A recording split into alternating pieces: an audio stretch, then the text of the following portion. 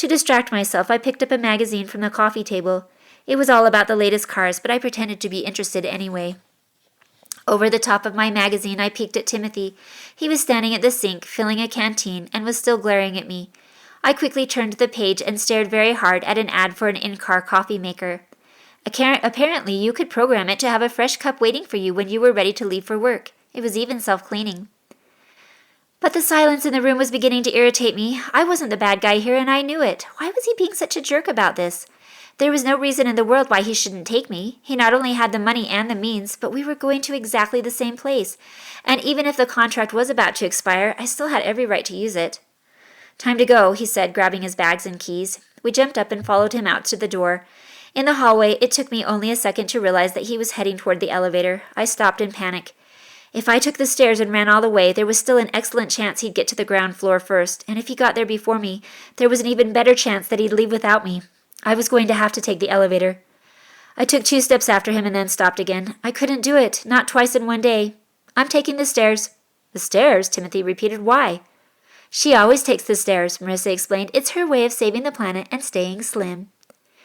But I was already gone before she finished explaining. There was no time to lose if I wanted to make it downstairs first. I took off running for the stairwell. Reaching it, I flung the door open and started down the stairs at a suicidal pace. "Idiot," I told myself as I hurtled down the steps. "He'll be gone for sure by the time you get there." As fast as I was moving, I felt as if I was going in slow motion. The stairs stretched before me, always turning into more at each landing. Why couldn't you just take the elevator? Why?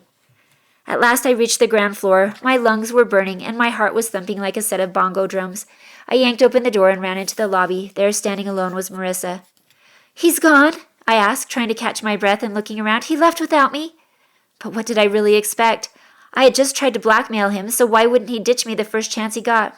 Still, after all these years, I thought I knew Timothy. He wasn't the most exciting person I knew, but at least he'd always been trustworthy. In despair and utter exhaustion, my hands fell on my knees for support. "He just went to pick up the car. He said he'd meet you out front." Pulling myself into an upright position, I put my hand on my chest where I could feel my heart still pounding. "Oh, thank heavens." "Why didn't you just take the elevator?" Marissa said, folding her arms crossly. "Do you realize how many calories I burned just now?" I said, still gasping as I followed her out of the building. Out on the curb, Timothy pulled up in his silver sport car. He leaned over and threw the passenger side door open. I looked across the street to where Marissa's pink car was still parked. I could see Gerard waiting patiently in the back seat. Timothy said, "What are you waiting for? Get in the car." "There's just one more thing," he groaned. "What now?" "Gerard, he needs to get home too." "Oh, no, absolutely not. There is no way I'm taking a 70-year-old man with us over the pass. There's nowhere in that contract that says I have to do anything for Gerard." I know. I was just wondering if you could lend me the money for his passage home on a boat. He's sick and he'll need a quiet room where he can rest." He pulled out his wallet from his back pocket. "Here," he said, handing me several bills. "Buy him a first-class ticket for all I care." I took the money and handed it to Marissa. "Will you drive him to the docks?" "Fine," she said, taking the money. "It's not like I have anything else to do today." "I'll miss you." She softened all at once. "Me too. Hey, don't tell my dad I cut my hair, okay? You know how he is." I reached over and hugged her. "I'll see you when you get back to Easton." "Just don't get killed by robbers, okay?" she said. Then she leaned into the car. "And that goes for you, too." "Can we go already?" Timothy asked. I got into the car and turned once more to Marissa. "Tell Gerard I'll take care of everything." Marissa waved. "I will. And tell him that—" But Timothy leaned over me and pulled the door shut.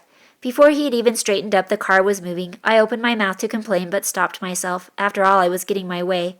Did it really matter if Timothy and I were being horrible to each other? I looked around Timothy's car. It was outfitted with retro bucket seats and had one of those extra-wide windshields that all the modern sport cars had these days. He was driving the car manually, and as we ripped through traffic, I quietly put on my seatbelt. He swerved by cars, going speeds that were way too fast even for Audleton. As we sped by the palace, I barely had time to glance up and see the black flags hanging from each window. The death of the king 2 days ago hadn't been much of a surprise. He had been sick for several months now, probably longer. Until yesterday, I was looking forward to seeing the coronation of his son, Prince Henrik. Marissa was right. I'd never get another chance to see a prince crowned king. But somehow, missing the event of the century was no longer high on my priority list. We got to the boarding house and I ran inside. I heard Mrs. Haverden's voice in the kitchen down the hall. Rather than announcing myself, I hurried up the stairs, purposely missing the 4th step that creaked. My room was next to Marissa's and slightly smaller. I didn't mind. Mine had the better view of the bay. I should have been dashing for my bag, but there I was, standing in the middle of the room and staring like I had all the time in the world.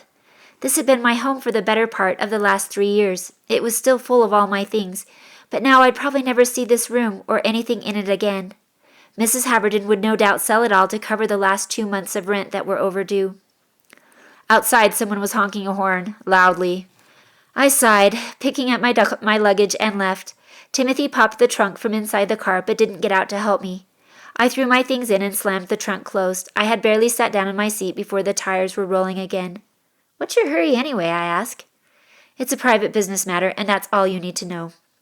"What kind of business matter is so pressing that—" "I said it's all you need to know." I looked away from him. "You were a lot nicer when we were younger." "Strange, I was thinking the same thing." "Well, it's a good thing that I'm not actually planning on holding you to the contract when it finishes, isn't it?" He shifted the car to a higher, louder gear. "A very good thing." We got on the freeway, and before long the inner city was shrinking from view behind us. We were driving through miles of suburbs now. Thousands of houses flew by my window, all with Wi-Fi projectors and incandescent light bulbs. From the highway I could see their neatly trimmed lawns, street lights, and cars parked in the driveways. Along the side of the road were electric signs with pictures changing every 5 seconds, advertising everything from fried chicken to health insurance. We passed malls, coffee shops, hospitals, and sprawling office buildings. But eventually these things began to give way to pastures and fields. Small acres of woods began to pop up. Ahead of us, swelling with every mile we drove, were the distant blue mountains. We passed through a check gate, stopping briefly to show our charters. If I had carried out my threat, Timothy would have been stopped here and then been turned away. No one could go beyond this road without the proper charters. Our charters, however, each had a little red sticker, which granted us access into this part of the country. Timothy might have gone this way before, but this was my first time using my little red sticker anywhere other than the immigration station at Queen's Island in the bay. This was the yellow zone. With the green zone behind us, there was only grass and trees to look at, nothing left to distract me from thinking about my impending family reunion. By taking the pass, I was sure to get home in time to save Gerard's job, but only a miracle could save me from my own awful confession. Again and again, I found myself digging my fingernails into the seat. Miracles didn't seem too common in my family. Not like the Eastons. Everything always went right for the Eastons. They had the golden touch, while the Blackwoods, well, let's just say bad luck seemed to be our lot. I began to get restless. I needed distraction, even if it came in the form of Timothy's voice. I turned to him and said abruptly, "Tell me, how do you like life in an office?" He didn't even look at me. "I'm not going to make small talk just so you can ease your conscience about what you're doing." I spread my hands. "I still don't know what the big deal is." "You called the RCD on me. You've barely spoken a word to me for the last 6 years, and then out of the blue you show up at the house demanding that I bend to your will over a contract that's never meant anything to either one of us." "So, I wouldn't have had to if you would have just agreed to take me along in the first place. I mean, how hard is that? We're going to exactly the same place." "I told you this is a business trip and I'm in a big hurry. There could be some very dire consequences if this job isn't completed in a timely manner." "Oh," I said, pretending to tremble, "will your dad fire you? Will he take away your allowance?" He clamped his jaw tight, and that was the end of that conversation. Okay, so I wasn't always the easiest person to get along with when I wasn't pouring on the charm. But just for the record, I am really a very nice person. Most people I meet are very taken with me. Men in particular seem to enjoy my company.